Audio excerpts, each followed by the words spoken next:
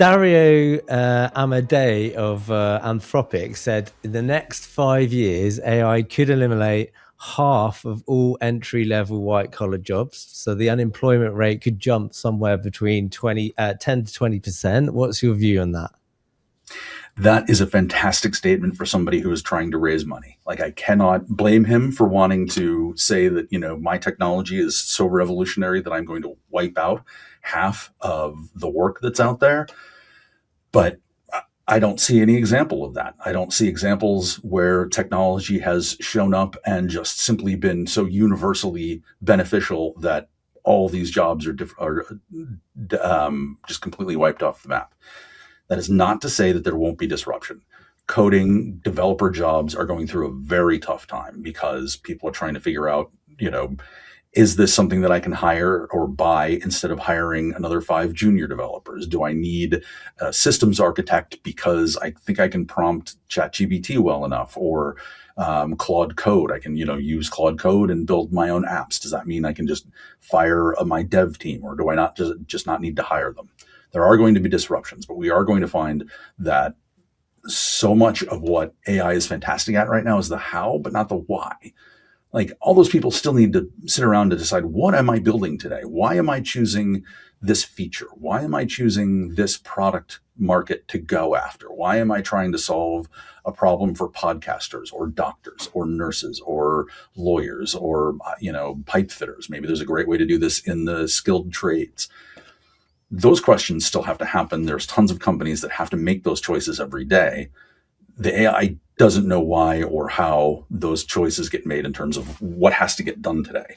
It's just terrific at, here's the problem you gave me, and here's my suggestion for an answer. So there are a number of those jobs. I think management consulting is probably up for and is going through a huge shift. I think of management consulting as really overly verbose prompting with a really bad feedback loop, right? Oh, yeah. Management consulting was always just like, here's your deck on what to go do and what to go build.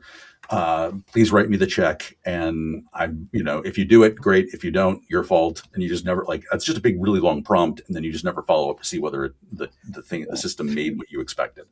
Well, yeah, exactly. I mean, I'm sure you've heard of one of the big fours generating report for Albanian government for, I think, $500,000 almost dollars. And then it was I think they realized it was all AI generated. I don't know how they could do it and just be okay with that, but it's just absolutely ridiculous.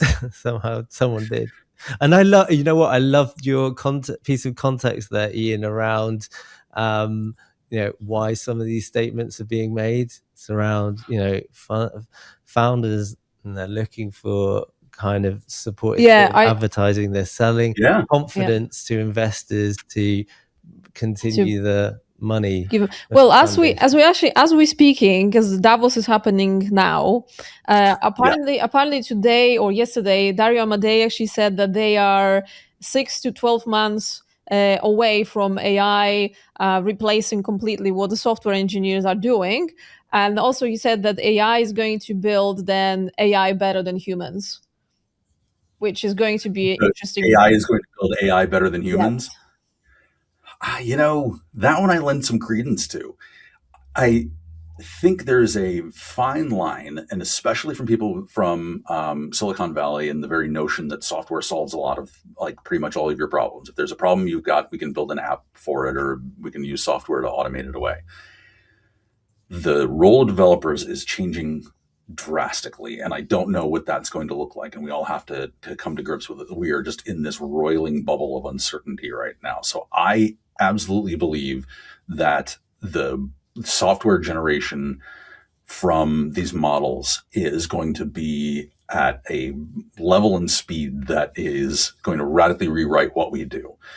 I think there is still that room for understanding why. So as an example, I think one of the reasons that AI has had such an impact on junior level coding instead of the higher level coding is because what we get with experience and repetition is taste. And AI has no taste. It has no view on the world. It's got no sense of what's good or bad. It senses what you think is good or bad and how to respond to that. And junior developers who could be fantastic and terrific just haven't developed that yet. They've not seen enough to say, this is a great way to go about a consumer app. This is a great way to go about B2B SaaS that has to be integrated in a bank's backend. They just don't have that repetition, whereas senior folks do. So when you are writing code, the senior folks are not there to write far better code necessarily. They're there to write code that is going to work better, faster for the application that they've got. That said, that kind of information can be integrated pretty quickly.